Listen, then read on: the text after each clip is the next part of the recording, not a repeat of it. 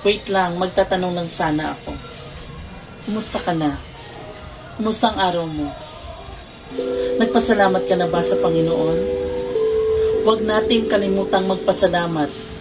Maliit man o malaki ang biyayang natatanggap natin, huwag nating kalimutan magpasalamat. Thanks God, due mercy.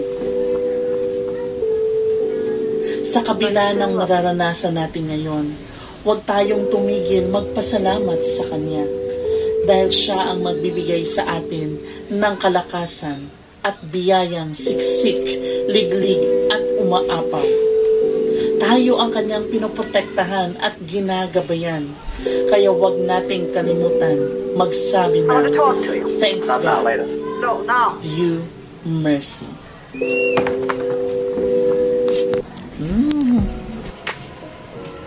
Ikaw ba ay nakararanas ng sunod-sunod na problema? Tuloy-tuloy na kalungkutan at walang tigil ang kabiguan? Oo, dahil napaka-challenging ng ating buhay. Pero, huwag kang bumigay. Huwag kang susuko. Huwag mong isipin na ito hindi na matatapos. Ang buhay ay punong-puno ng pag-asa. Titila din ang lahat ng unos. At isipin mo that there is always a rainbow after the rain. Ang makukulay na bahaghari ay magpapaalala sa iyo na napakaganda ang mabuhay sa mundo. Tayo ay makakabangon. Huwag ka lang titigil.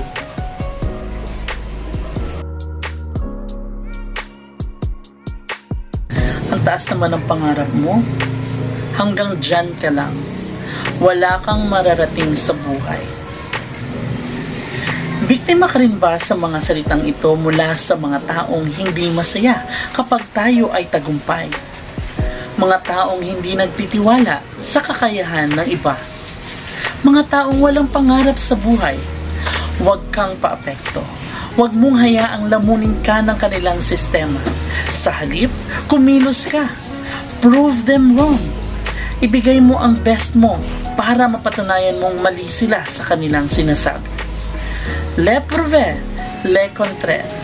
Ito'y salitang French ng ibig sabihin ay prove them wrong. Ibigay mo ang best mo para maabot mo ang iyong mga pangarap.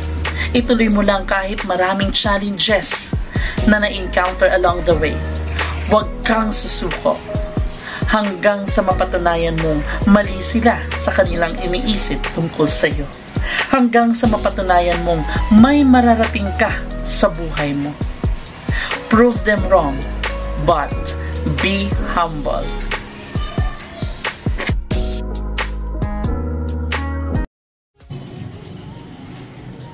Ayoko na.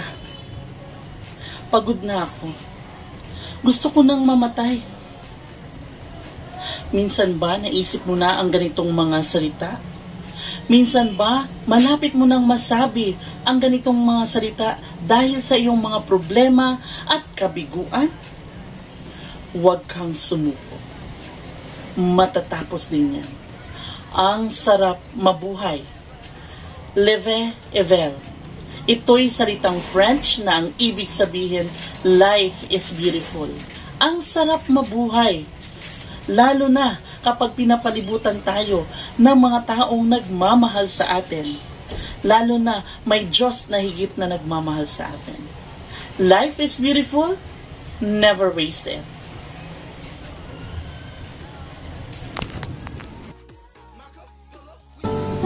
Minsan sa buhay natin nakaranas tayo ng kadiliman dahil yan sa ating kabiguan.